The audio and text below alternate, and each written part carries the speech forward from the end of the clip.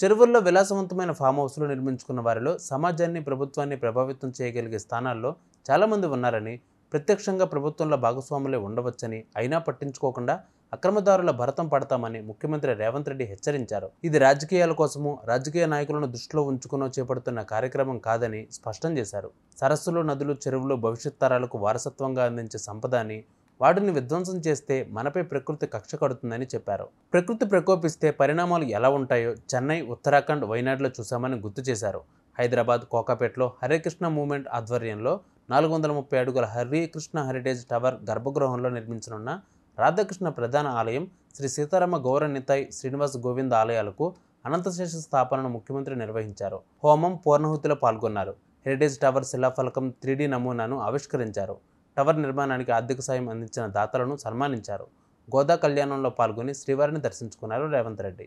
ఈ ప్రజలకు కోట్లాది మంది దాహార్తిని తీర్చే ఈ యొక్క చెరువులను శ్రీమంతులుగా గొప్ప వ్యక్తులుగా ఉన్న వాళ్ళు వాటి పక్కనే ఫామ్ హౌస్ల పేరు నిర్మించుకొని వాళ్ళ డ్రైనేజ్ కాలువలు తీసుకెళ్ళి గండిపేటలో కలిపినారు.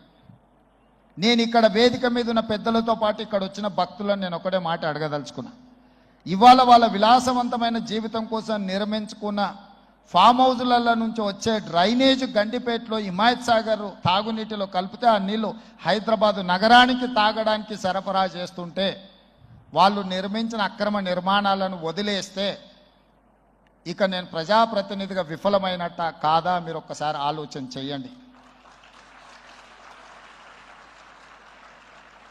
అందుకే ఒత్తిడి వచ్చినా, మిత్రులకు ఫామ్ హౌజులు ఉన్నా ఏవి వదలకుండా హైడ్రా అనే ఒక సంస్థను ఏర్పాటు చేసి తెలియకుంటేనే ప్రజాప్రతినిధులం కొన్ని మన దినచర్యల్లో భాగంగా కొన్ని తప్పిదాలు చేస్తుంటాం. తప్పులు తెలవకుంటేనే కొన్ని తప్పులు జరిగిపోతుంటాయి. మరి ఆ ఖాతాను సవరించుకోవడానికి, ఆ బ్యాలెన్స్ షీట్ను సవరించుకోవడానికి తెలిసి కొన్ని మంచి పనులు చేయాలని నేను ప్రగాఢంగా విశ్వసిస్తున్నా, నమ్ముతున్నా.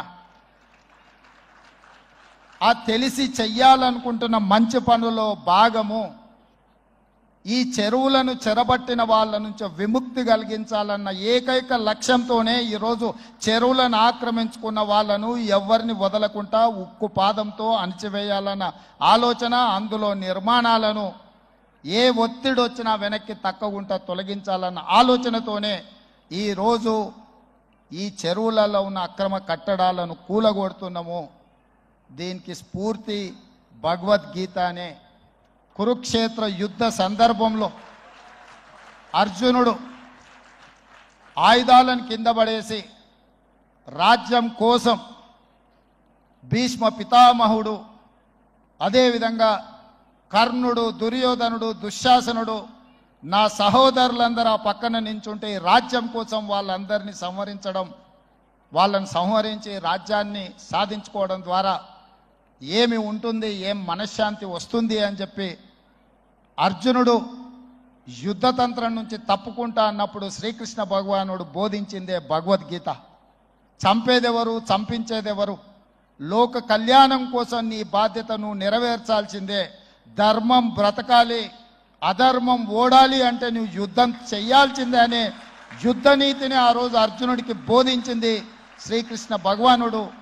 ఇవాళ ఆ శ్రీకృష్ణ భగవానుడి బోధనానుసారమే ఈరోజు ఈ చెరువులను కాపాడే కార్యక్రమాన్ని నేను తీసుకుంటున్నా. నాకు తెలుసు ఈ చెరువులలో నిర్మాణమైన విలాసవంతమైన ఫామ్ హౌజులు ప్రభుత్వాన్ని ప్రభావితం చేయగలిగిన స్థానాలలో ఉన్న చాలామంది వ్యక్తులు ఉన్నారు.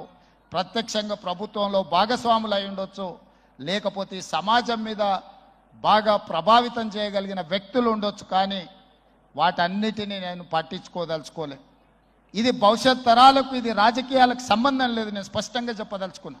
రాజకీయాల కోసమో లేకపోతే రాజకీయ నాయకులను కొంతమందిని దృష్టిలో పెట్టుకొని చేపడుతున్న కార్యక్రమం కాదు ఇది.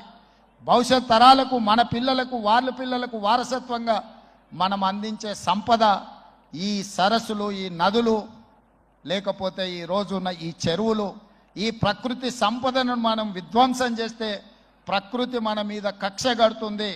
ప్రకృతి మన మీద ప్రకోపిస్తే మనం చెన్నైలో చూసినాం, అదేవిధంగా ఉత్తరాఖండ్లో చూసినాం, నిన్నగాక మొన్న వాయనాడు, మనం కేరళలో చూసినాం. ఈరోజు ఇలాంటివన్నిటిని దృష్టిలో పెట్టుకున్నప్పుడు ఈ హైదరాబాదు నగరాన్ని రక్షించుకోవాల్సిన బాధ్యత మన అందరి మీద ఉన్నది. ఇది ఒక సుందరమైన నగరం. ఈ నగరానికి ఈ చెరువులే ఒక అందం. ఈ చెరువులను కాపాడే బాధ్యత ఈ ప్రభుత్వం తీసుకుంటుంది. ఎవరు ఏమనుకున్నా, ఎవరు ఏ ఒత్తిడి తెచ్చినా వాటన్నిటిని పక్కన పెట్టి చెరువులను ఆక్రమించుకున్న వాళ్ళ భరతం పడుతుంది ఈ ప్రభుత్వం అని చెప్పి నేను ఈ సందర్భంగా తెలియదలుచుకున్నాను.